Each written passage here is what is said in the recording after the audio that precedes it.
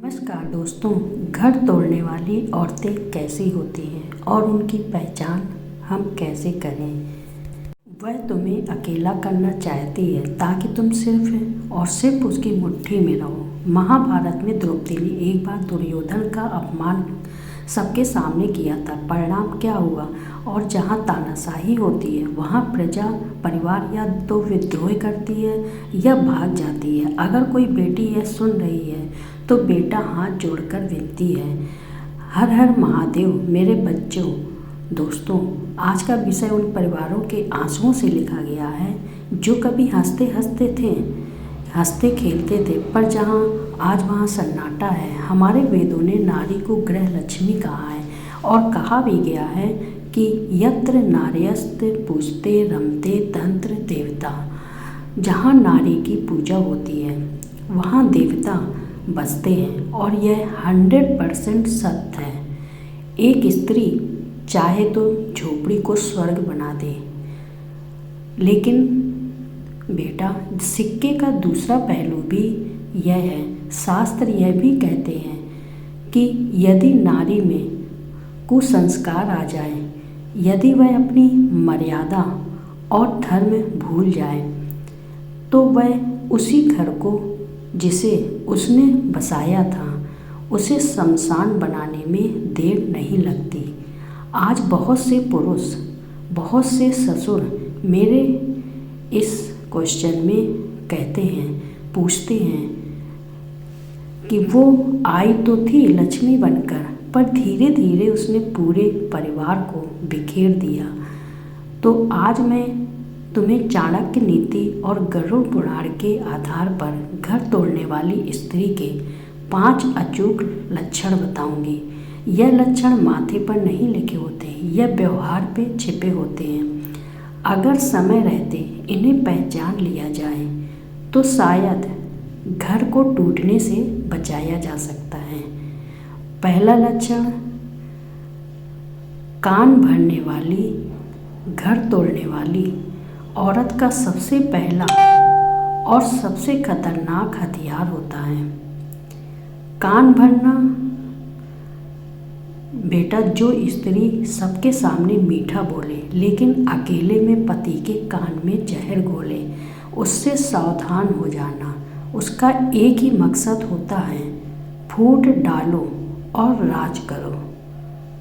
वो कभी सीधे वार नहीं करेगी, वो धीरे से कहेगी, जी आपकी माँ ने आज मुझे ऐसे देखा, आपकी बहन तो मेरे खाने में कमी निकाल रही थी, आपके भैया तो आपको नौकर समझते हैं। शुरुआत में पति को लगता है कि वह अपना दुख बता रही है, लेकिन ध्यान देना दोस्तों, अगर उसकी हर बात का अंत तुम्हारे परिवार की बुराई पर कर रही हो तो समझ लेना कि वह दीमक लग चुकी है। वो तुम्हें तुम्हारी जड़ों से काट रही है। वो जानती है कि जब तक तुम अपने माता पिता और भाई बहनों से जुड़े हो, तुम मजबूत हो।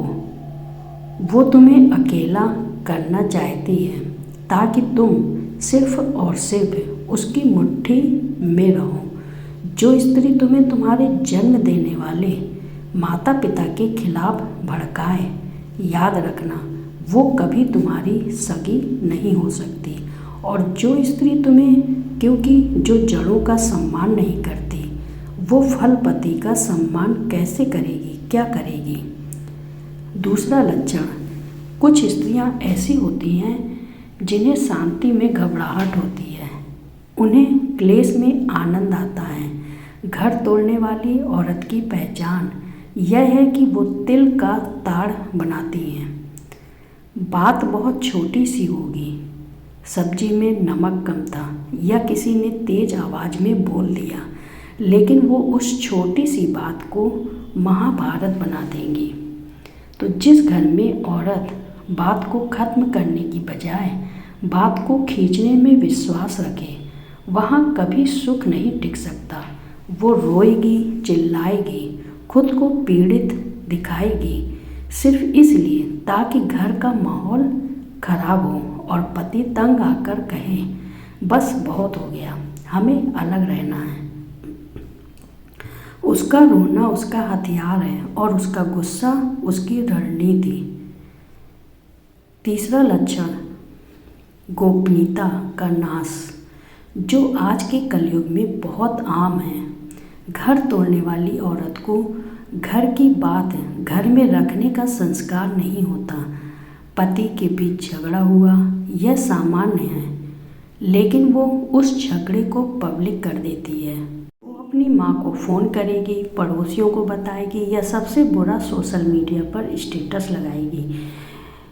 दोस्तों, महाभारत में द्रौपदी ने एक बार दुर्योधन का अपमान सबके सामने किया था। परिणाम क्या हुआ? जो स्त्री अपने पति का, अपने ससुराल का सम्मान चार दीवारी के बाहर उछाल दे, वो कभी घर नहीं बसा सकती। वो जगह हंसी करवाती है हर जगह। वो बाहर वालों की हमदर्दी बटोरने के लिए अपने ही घर के मर्दों को राक्षस साबित कर देती है। याद रखना दोस्तों, जिसने मुट्ठी खोल दी उसने घर की इज्जत नीलाम कर दी। चौथा और अंतिम लक्षण, मैं ही सही हूँ। घर तोड़ने वाली औरत कभी अपनी गलती नहीं मानती। उसमें अहंकार कूट कूट कर भरा होता है। अगर पति समझाए तो वह कहेगी, तुम मुझे दबा रहे हो। अगर सास समझाए तो वह कहेगी, यह मुझ पर अत्याचार कर रही है। वह चाहती है कि घर का हर फैसला, हर रुपया, हर काम उसकी मर्जी से हो। वो घर की रानी नहीं, तानाशाह हो। और जहाँ तानाशाही होती है वहाँ प्रजा परिवार या तो विद्रोह करती है या भाग जाती है। अब अंत में क्या करें? अगर तुम्हारे घर में भी ऐसा हो रहा है तो क्या करें? दोस्तों, ध्यान से सुनिए। घर तोड़ना आसान है, उसे बचाना मुश्किल। अगर तुम पति हो तो धृतराष्ट्र बनकर अंधे मत रहो। प्रेम करो पर विवेक को जिंदा रखो। संवाद करो, उसे समझाओ प्यार से, फिर शक्ति से। लक्ष्मण रेखा खींचो, स्पष्ट कह दो कि मेरे माता पिता या मेरा परिवार का अपमान बर्दाश्त नहीं किया जाएगा। बाहरी दखल बंद करो, उसके मायके वालों का या पड़ोसियों का हस्तक्षेप बंद करो।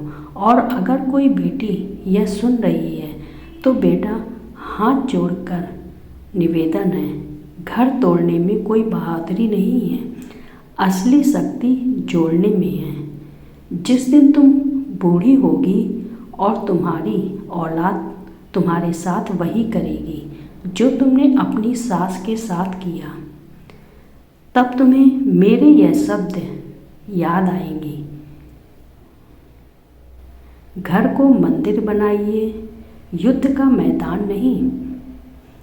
ईश्वर तुम्हें सभी बच्चों को सद्बुद्धि दे। यह कड़वा था, पर यह कड़वा घूंट ही बीमारी को ठीक कर सकता है। दोस्तों, इस वीडियो को शेयर करें ताकि समाज में जागरूकता आए। यह सबके अंदर सही विचारों की जागरूकता फैले। और चैनल को सब्सक्राइब करें।